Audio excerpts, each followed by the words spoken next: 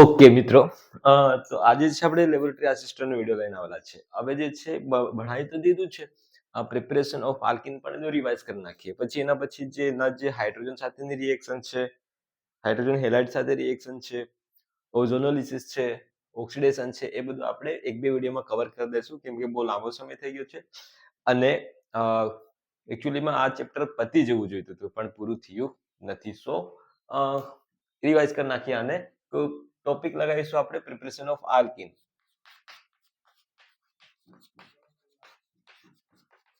Preparation of alkene 1 માર્ક્સના આપણે તો કાઢવાના છે. 1 માર્ક્સના જે રીતે નીકળશે એ રીતે કાઢતો જઈશ અને તમને બતાવતો જઈશ કે આ હશે તો આ રીતે આવશે.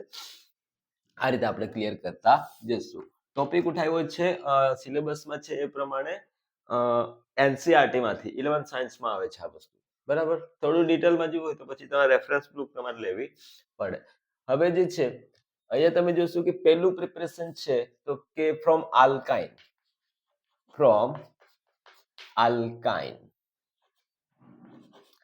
એટલે કે આપણે અહીંયા જોઈએ આલ્કીન માંથી આલ્કીન.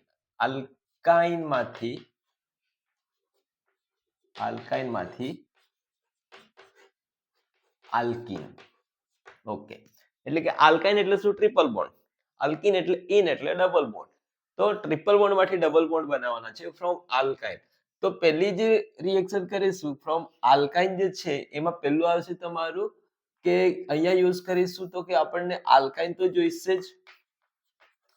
આલ્કાઇનની રિએક્શન આપણે કરીશું, બીજા પોઈન્ટમાં લેશું તો કે પેલેડીકૃત ચારકોલ, જેને આપણે કહીશું લિન્ડલાર કેટાલિસ્ટ.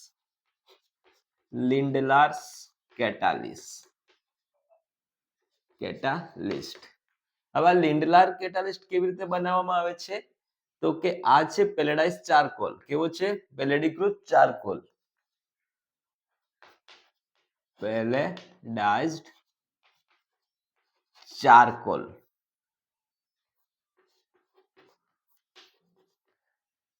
અને આ જે છે બનાવવામાં આવે છે આ પેલેડાઇઝ ચારકોલને સલ્ફર અને ક્વિનોલિન વડે આને છે ડીએક્ટિવેટ કરવામાં આવે છે, પાર્શિયલી ડીએક્ટિવેટ કરવામાં આવે છે. કેવું? Partially deactivate. જુઓ તો કે લિન્ડલાર કેટાલિસ્ટ લેવામાં આવે છે અને અહીંયા એડિશન ઓફ થશે, એડિશન ઓફ ડાયહાઇડ્રોજન એટલે H2. કઈ કંસા રિડક્શન થયું? રિડક્શનની રિએક્શન છે કેમ કે એડિશન ઓફ હાઇડ્રોજન. તો આટલી વસ્તુ છે. જુઓ તો કે આલ્કાઇન લેવાનું છે, સીધી વસ્તુ. હા, અને અહીંયા જે બને છે આ સિસ આલ્કીન બને છે. યાદ રાખજો, અહીંયા જે બને છે ઓબ્ટેન સિસ આલ્કીન. ઠીક છે, કેવો બને છે? સિસ આલ્કીન બને છે. તો જોઈ લઈએ.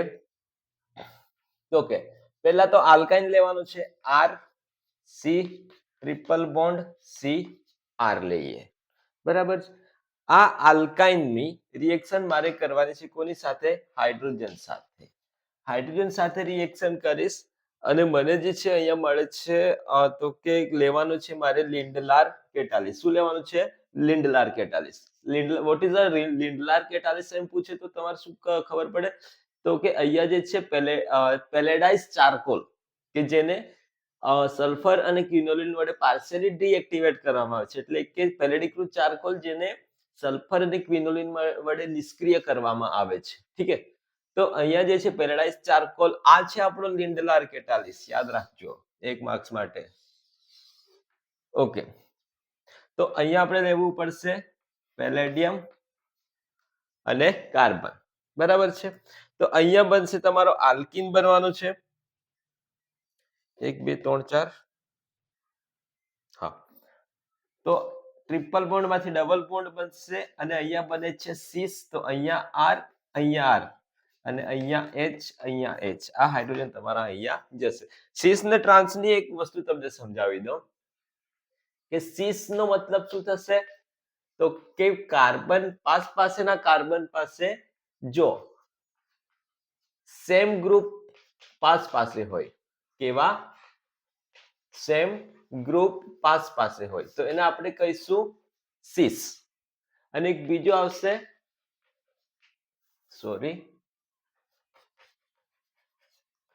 ટ્રાન્સ તો ટ્રાન્સ એટલે શું કાર્બન કાર્બન જો રહેશે એની ઓપોઝિટ સાઇડમાં સેમ ગ્રુપ કેવા રહેશે ઓપોઝિટ સાઇડ એને કહીશું ટ્રાન્સ આ વસ્તુ છે એટલે એ વસ્તુ જોવાની છે કે અહીંયા બને છે સિસ આલ્કીન બને છે એક એક્ઝામ્પલ લઈ લઈએ અહીંયા તો આની સાથે જો એક એક્ઝામ્પલ લઈએ તો આ પ્રમાણે કંઈક થશે તો કે આર ની જગ્યાએ આપણે CH3 લઈએ સી ટ્રિપલ બોન્ડ સી અને આર ની જગ્યાએ CH હાઇડ્રોજન સાથે રિએક્શન થશે 1 2 3 4 બ્યુટ ટુ આઇન શું નામ છે આનું બ્યુટ ટુ આઇન બરાબર બ્યુટ ટુ આઇન હાઇડ્રોજન સાથે રિએક્શન થશે પેલેડિક્રુઝ ચારકોલ લેવાનું છે તો અહીંયા જોવાનું છે કે પહેલા તો આ વસ્તુ carbon carbon carbon carbon double bond આ બાજુ CH3 આ બાજુ CH3 આ બાજુ H આ બાજુ H તો તમે જોશો કે 1 2 3 4 તો બની ગયો તમારો બ્યુટ ટુ ઇન શું બન્યો બ્યુટ ટુ ઇન બની ગયો ઠીક છે તો આ વસ્તુ છે આ એક મેથડ થઈ આલ્કાઇન માંથી હજુ એક બીજું આવે છે તો કે sodium metal in liquid ammonia sodium metal in liquid ammonia આમાં થશે કે સોડિયમ પ્રવાહી એમોનિયામાં સોડિયમ ધાતુની જુઓ પ્રવાહી એમોનિયામાં સોડિયમ ધાતુ સાથે બરાબર હવે જે અહીંયા રિએક્શન થશે ને તો સમજો કે આ હવે જ્યારે શું છે કે સોડિયમ મેટલ એમોનિયામાં છે લિક્વિડ એમોનિયામાં છે એ સમયે તમને ડાયરેક્ટ જે આન્સર મળવાનું છે ને ટ્રાન્સ આલ્કીન મળવાનું છે શું મળવાનું છે ટ્રાન્સ આલ્કીન મળશે એટલે આલ્કીન તો મળશે પણ કોના જેવો કે જેના જે છે આ સેમ ગ્રુપ કેવા રહેશે ઓપોઝિટ સાઇડમાં રહેશે ઠીક છે એકબીજાને ક્રોસ કરશે તો લેવાનો તો આપણે અહીંયા આલ્કીન છે આલ્કાઇન છે તો પહેલા લઈ લઈએ કે RC triple bond C R plus hydrogen અને અહીંયા લેવો પડશે સોડિયમ લિક્વિડ NH3 તો શું બનશે તો બનવાનું છે અહીંયા ટ્રાન્સ બનવાનો છે શું બનવાનું છે ટ્રાન્સ તો C triple bond double bond C અહીંયા R અહીંયા R અહીંયા H અહીંયા H આ તો સીસ થઈ ગયો ઠીક છે તો અહીંયા R લઈ લઈએ અને અહીંયા H લઈ લઈએ તો આ બની ગયો તમારો ટ્રાન્સ આલ્કીન બની ગયો આ પ્રમાણે છે એક એક્ઝામ્પલ લઈ લો તમે અહીંયા CH ટ્રિપલ બોન્ડ CH લેશો તો કઈ શું થવાનું છે નથી ત્યાં તો ઇથિન જ બનવાનું છે પણ CS અને ટ્રાન્સ થવાનું છે નથી પણ અહીંયા સપોઝ અહીંયા ફરી આપણે લઈ લઈએ કે R ની જગ્યાએ CH3 લઈ લઈએ CH3C triple bond CH3 plus water molecule લઈ હાઇડ્રોજન લીધો સોડિયમ ધાતુ સાથે NH3 લીધું તો અહીંયા બનશે carbon double bond carbon CH3 અહીંયા H અહીંયા ટ્રાન્સ બનશે એટલે અહીંયા H આ રીતે તમારે ટ્રાન્સ આલ્કીન લેવો આલ્કીન વસ્તુ તો એ જ બનશે 1 2 અને સોરી અહીંથી જશે ને 1 2 અને 3 ટ્રાન્સ બન્યું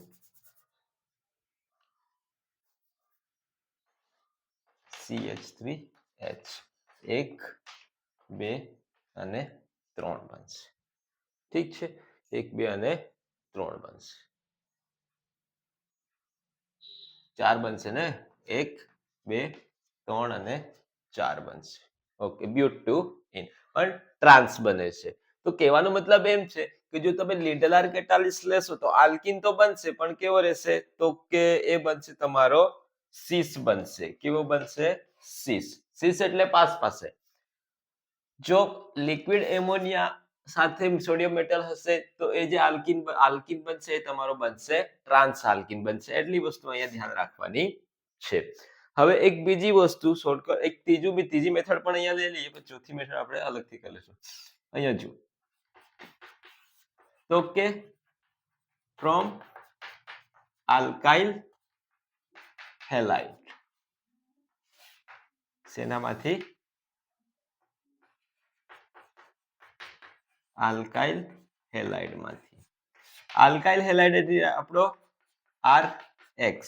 આની રિએક્શન કરવી પડશે અહીંયા આલ્કોહોલિક KOH, એટલે કે અહીંયા લેવો પડશે સ્ટ્રોંગ બેઝ.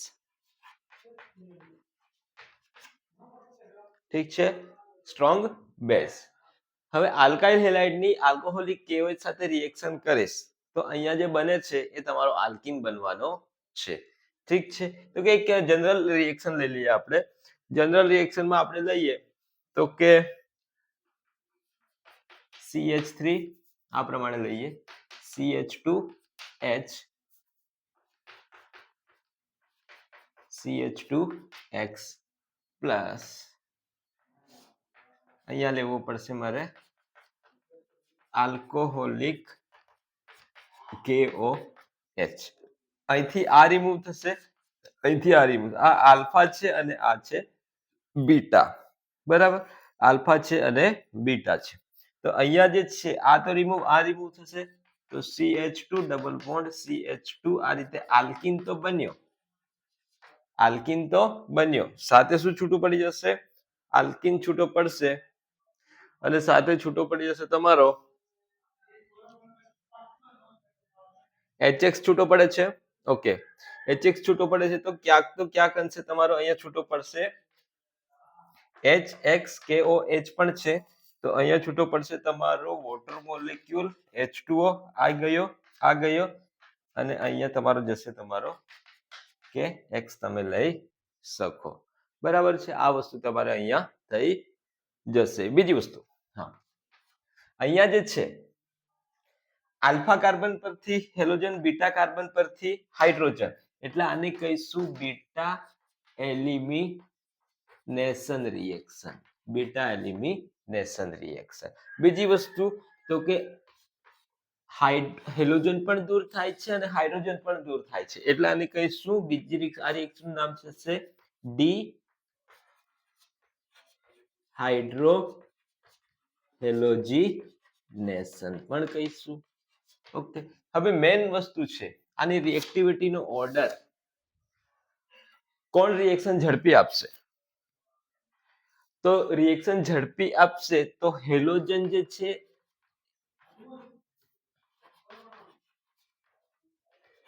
હેલોજન અને બીજું છે આલ્કાઇલ.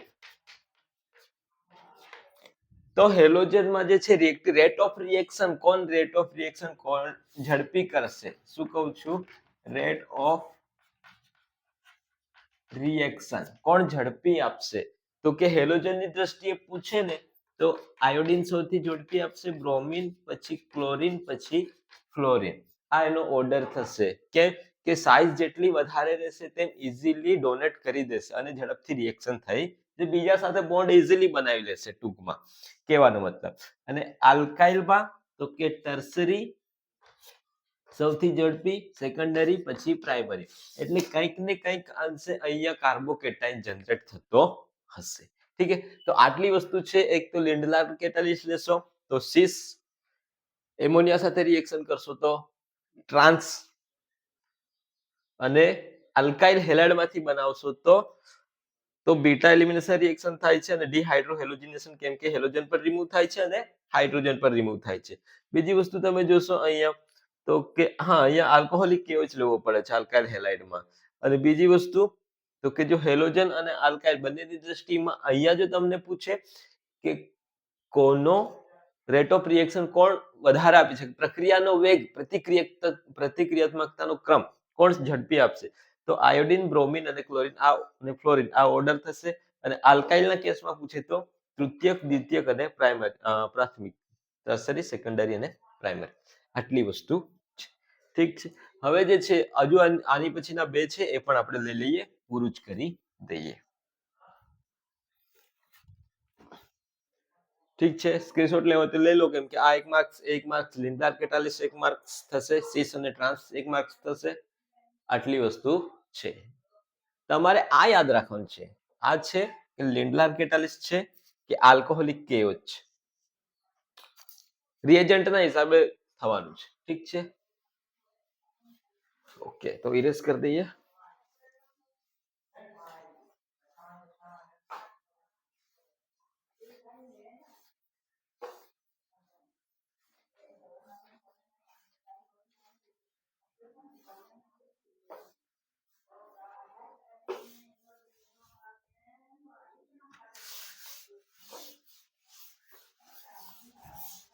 ઓકે, હવે લઈ લઈએ વિસિનાલ હેલાઇડમાંથી.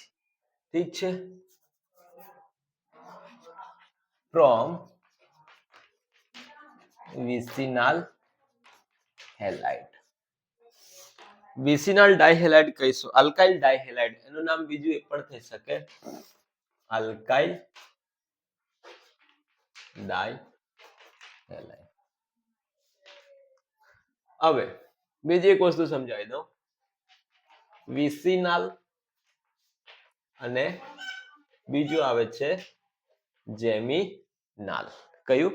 તો કે વિસિનાલ અને જેમિનાલ. આના ફંડા ક્લિયર કરી લો એકવાર. તો કે વિસિનાલ નો મતલબ થશે કે પાસેના કાર્બન પાસે સેમ ગ્રુપ, એટલે કે સરખા ગ્રુપ, સરખા હેલોજન પરમાણુ પાસે હોય તો એને કહીશું આપણે વિસિનાલ. અને કોઈ એક જ કાર્બન પરમાણુ પાસે સરખા હેલોજન પરમાણુ હોય તો એને આપણે કહીશું જેમિનાલ. ઓકે, ધેન અહીંયા છે આપણે વિસિનાલ ડાયહેલાઇડ માંથી બનાવવાનું છે. ઓકે, તો કઈ રીતે થશે? તો કે અહીંયા જોઈ લો, CH2 CH2 અહીંયા લઈ લઉં, Br અહીંયા Br લઈ લઈએ, બરાબર છે, Br લઈ લઈએ. અને આની રિએક્શન અહીંયા થવાની છે ઝિંક ધાતુ સાથે, ઝિંક મેટલ સાથે રિએક્શન થશે. અને અહીંયા તમારું જે છે એને તમે હીટ કરશો ઝિંક મેટલ સાથે. આ તો નામ શું બનશે આનું? નામ 1 2, તો 1 2 એટલે ઇથેન, ઇથેન 1 2, સોરી પહેલા સબસ્ટિટ્યુટ નું નામ આવે ને, 1 2 ડાય બ્રોમો ઇથેન થશે. ઝિંક મેટલ સાથે રિએક્શન થશે, બંને ભાઈઓ નીકળશે અહીંથી અને બનશે CH2 double bond CH2 plus zinc અને બે Br નીકળ્યા તો Zn Br2 બની જશે. તો આ બની ગયો તમારો આલ્કીન. એક પ્રમાણે અહીંયા બંને હેલોજન રિમૂવ થાય છે એટલે એને કહીશું ડી હેલોજીનેશન. શું કહીશું? ડાયહેલોજીનેશન રિએક્શન નું નામ થઈ જશે. એ પ્રમાણે એક બીજું એક્ઝામ્પલ આપણે લઈ લઈએ, તો કે CH3 CH